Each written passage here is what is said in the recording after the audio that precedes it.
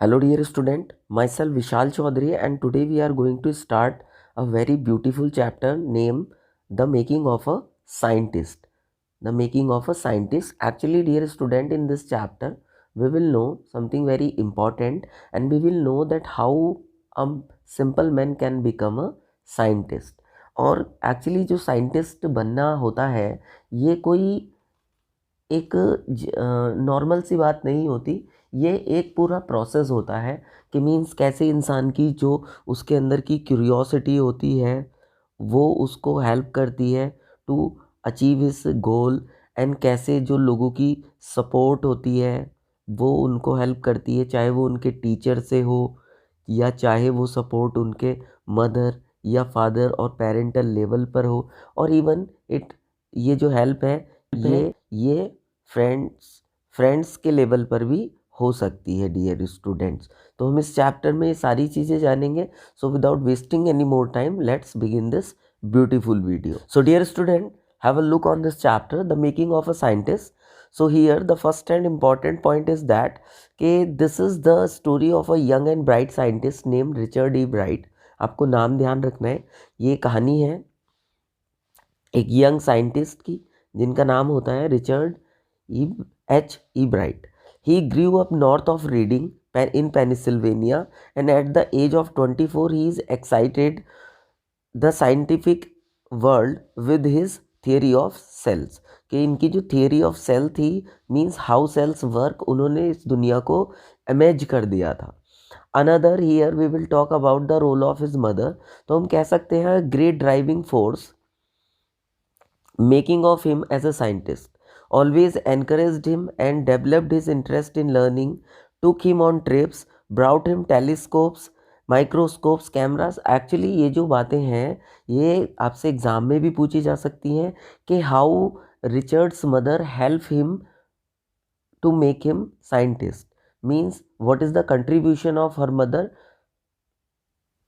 In the life of Richard. तो ये बातें हमें ध्यान रखनी है, उन्होंने कैसे उसको योगदान किया था।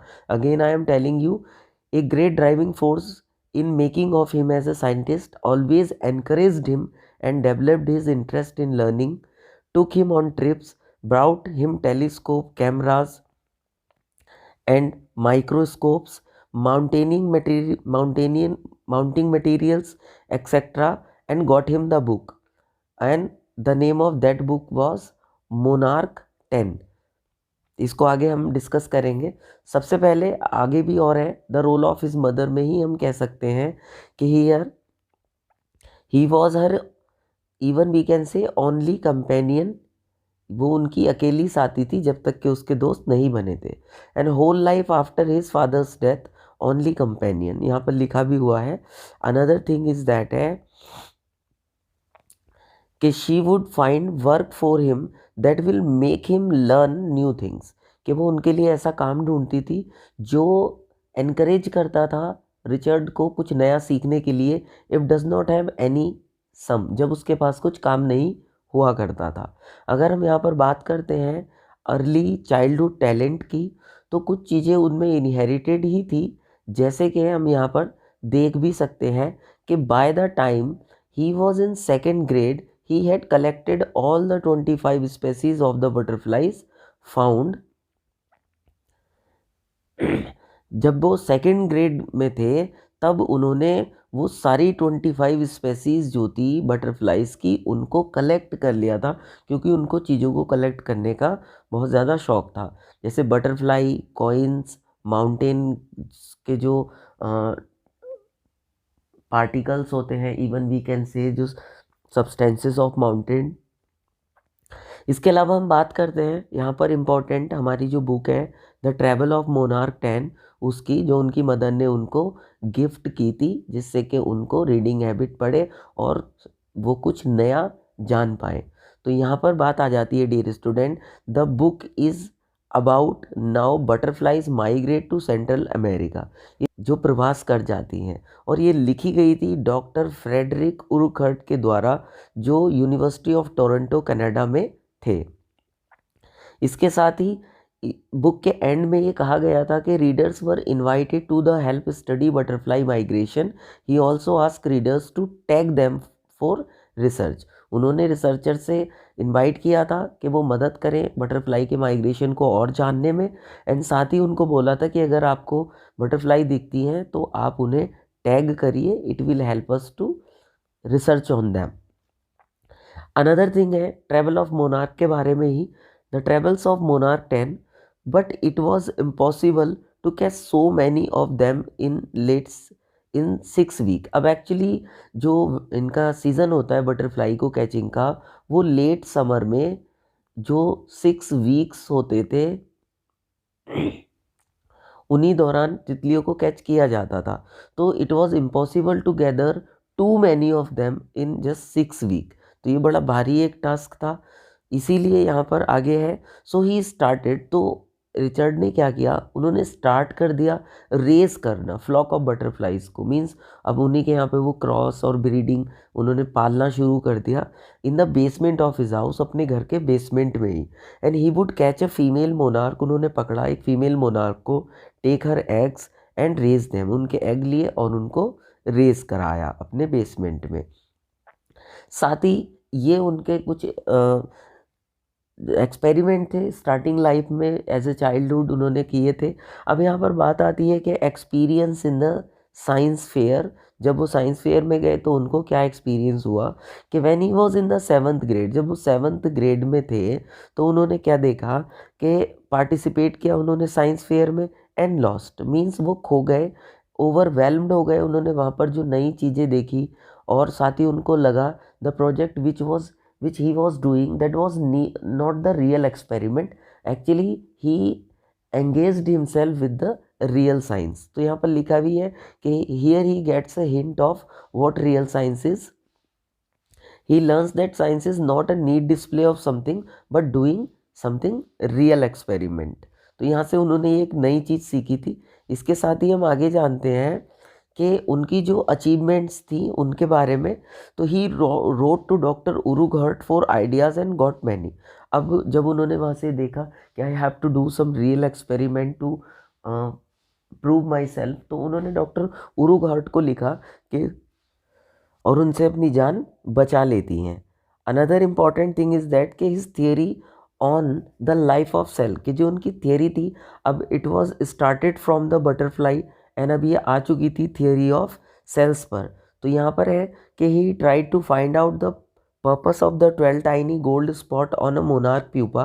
अब उन्होंने मान लीजिए ये मोनार्क प्यूपा है और यहाँ पर 12 टाइनी गोल्ड स्पॉट है, तो वो इस चीज़ पर रिसर्च कर रहे थे कि why these gold spots are on the monarch pupa, कि क्या ये केवल ऑर्नामेंटल है, क्या ये जो स्पॉट्स हैं, क्या ये जो स्पॉट्स हैं ये केवल ऑर्नामेंटल हैं, मीन्स उसकी खूबसूरती बढ़ाने के लिए, या इनका कोई एक साइंटिफिक और नेसेसरी यूज़ है।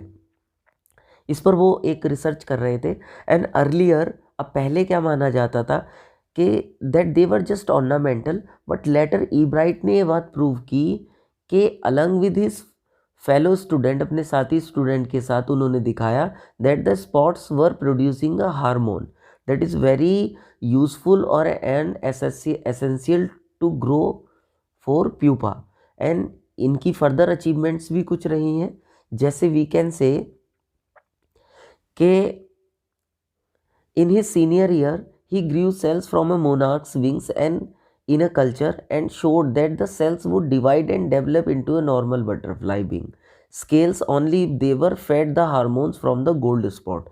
तो यहाँ पर हमें पता चल जाता है कि जो गोल्ड स्पॉट्स का रोल था वो कितना ज़्यादा इम्पॉर्टेंट था। इसके अलावा उन्होंने एक्सरेज फोटोज़ पर डाली जो केमिकल स्ट्रक्चर था हार्मोन्स का, और उनके बारे में बहुत ज़्यादा इंट्रिकेट डिटेल्स को भी पता लगाया।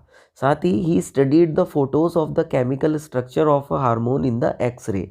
उन्होंने फ़ोटोज़ भी लिए केमिकल स्ट्रक्चर के through x-ray, and this photo solved his doubt of DNA, कि जो डीएनए की थियरी होती है, डीएनए का रोल और एग्जिस्टेंस होता है, वो किन चीज़ों को निर्धारित करता है, ये सारी चीज़ें उन्होंने जानी।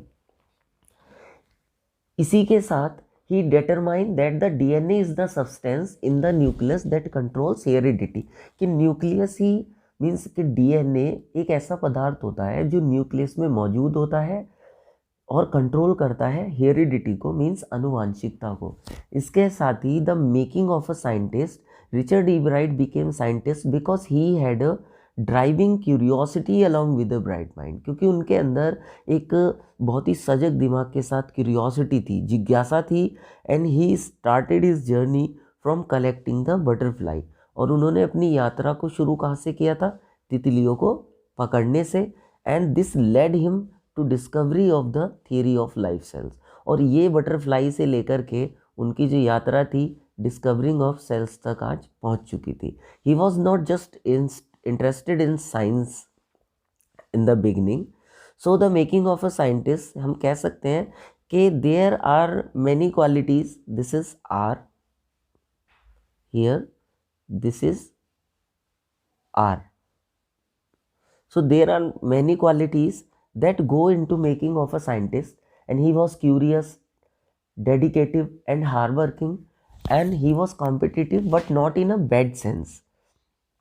He had a will to win.